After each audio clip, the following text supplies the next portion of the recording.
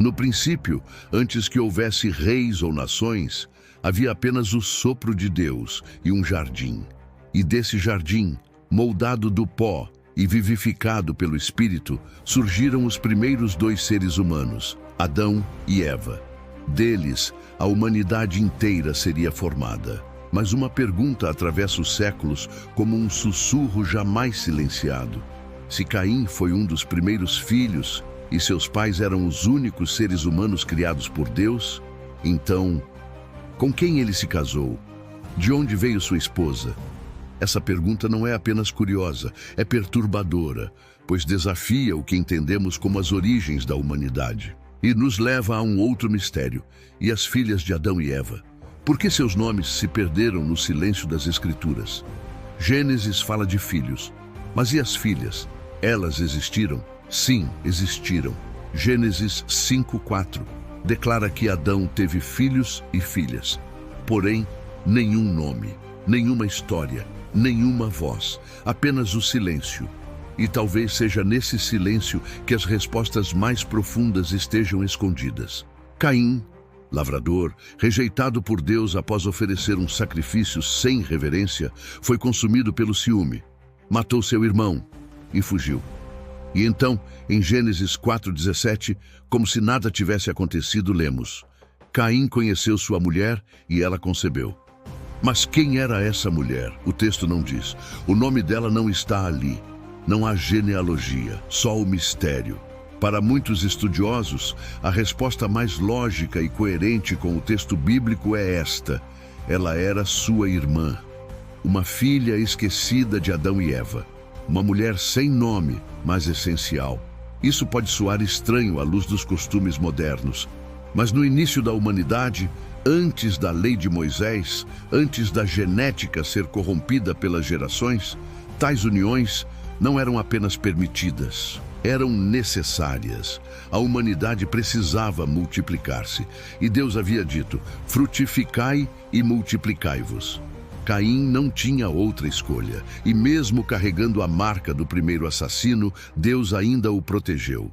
Colocou um sinal sobre ele, para que ninguém o matasse. Mas isso levanta outra pergunta: se não existia ninguém além de sua própria família, de quem Caim tinha medo? Ele diz em Gênesis 4:14, todo aquele que me achar me matará. Isso sugere uma população já em crescimento, uma humanidade que ia além dos nomes mencionados no texto. A Bíblia não é um livro de todos os nomes, é um livro de propósitos divinos. E por isso talvez tantas filhas ficaram no anonimato. Mas algumas tradições, como o Livro dos Jubileus, um texto apócrifo respeitado em certas vertentes judaicas, oferecem pistas. Lá, a esposa de Caim é nomeada Auã, irmã de Caim, filha de Adão e Eva, e a esposa de Sete, Azura, outra filha esquecida, outra mulher silenciada pela história oficial, mas presente na continuidade da linhagem da promessa. Será que é possível que essas mulheres, esquecidas na narrativa, carregavam dentro de si o fio da redenção? Auã, esposa do exilado. Azura, esposa do justo. Ambas fundamentais, ambas pilares invisíveis da história humana. Caim construiu uma cidade. Chamou-a pelo nome de seu filho, Enoque, e isso também é intrigante. Como um homem amaldiçoado como andarilho se torna o primeiro construtor?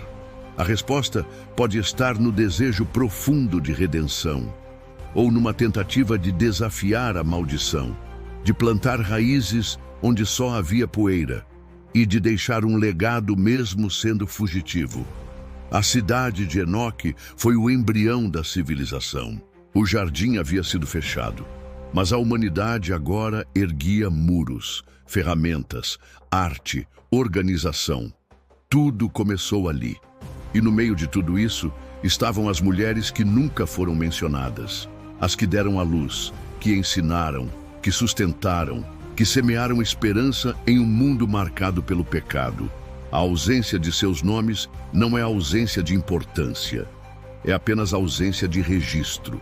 E talvez esse silêncio tenha sido o modo de Deus nos ensinar que o valor não está na fama, mas no legado. Com o passar das gerações, os descendentes de Caim tornaram-se mestres em artefatos, instrumentos e metalurgia.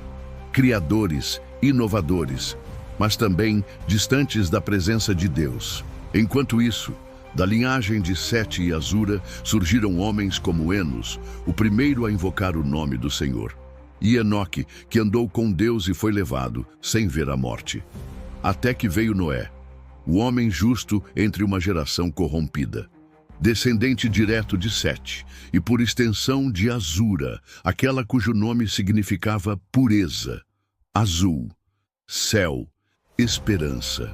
Mesmo não estando na Bíblia canônica, sua menção no livro dos Jubileus ressoa como um eco de algo esquecido, mas essencial.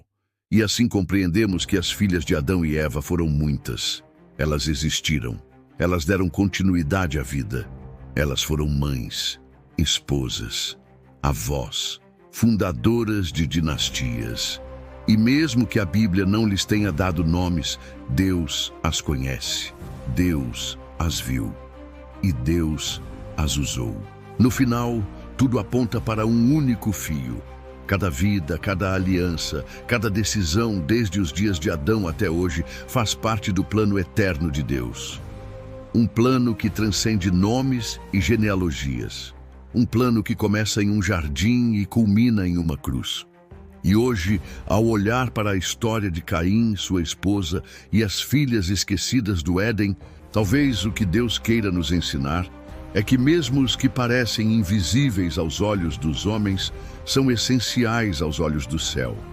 E por isso, se essa história tocou o seu coração, se ela te fez refletir, deixe um like, compartilhe com alguém que ama a Bíblia e comente aqui embaixo.